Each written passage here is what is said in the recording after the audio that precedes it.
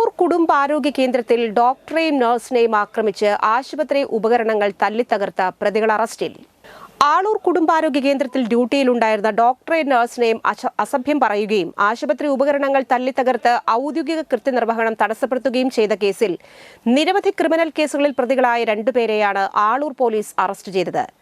ആളൂർ സ്വദേശികളായ അരിക്കാട്ട് വീട്ടിൽ ഡെൽവിൻ, വൈമേലി വീട്ടിൽ സുജിത് എന്നിവരെയാണ് ആളൂർ പോലീസ് സംഭവസ്ഥലത്ത് നിന്ന് കസ്റ്റഡിയിലെടുത്തത്. വെള്ളിയാഴ്ച ഉച്ചയ്ക്ക് 1:45 റോഡ് അപകടത്തിൽ കാലിന്റെ വിരലിൽ ചെറിയ പരിക്കേറ്റ് ആശുപത്രിയിലെത്തിയ പ്രതികൾ ഡ്യൂട്ടിയിലുണ്ടായിരുന്ന നഴ്സ് ഒരു ചെറിയ കുട്ടിക്ക് ഇഞ്ചക്ഷൻ നൽകിക്കൊണ്ടിരിക്കെ തങ്ങളെ ആദ്യം ചികിത്സിച്ചില്ലെന്നാരോപിച്ച് നഴ്സിനോട് തട്ടിക്കയറി അസഭ്യവർഷം നടത്തി. ബഹളം കെട്ടെത്തിയ ഡ്യൂട്ടി ഡോക്ടർ പ്രതികളോട് ഡ്രസ്സിംഗ് റൂമിലേക്ക് വരാൻ ആവശ്യപ്പെട്ടപ്പോൾ ഡോക്ടർക്ക് നേരെ തിരിയുകയും അസഭ്യം പറയുകയും ചെയ്തു. അക്രമാസക്തരായ പ്രതികൾ നഴ്സിംഗ് റൂമിലെ കസേരകൾ മറിച്ചിടുകയും മേശപ്പുറത്തിരുന്ന മരുന്നുകളും ആശുപത്രി ഉപകരണങ്ങളും തട്ടിമറിച്ചിടുകയും ചെയ്തു. ഡോക്ടറുടെയും നഴ്സിന്റെയും ചിത്രങ്ങളും വീഡിയോകളും ഇവരുടെ അനുവാദമില്ലാതെ മൊബൈൽ ഫോണിൽ ചിത്രീകരിച്ചു. ആശുപത്രി അധികൃതർ വിവരമറിയിച്ചതിനെ തുടർന്ന് സ്ഥലത്തെത്തിയ പോലീസ് സംഘം പ്രതികളെ കസ്റ്റഡിയിലെടുത്തു.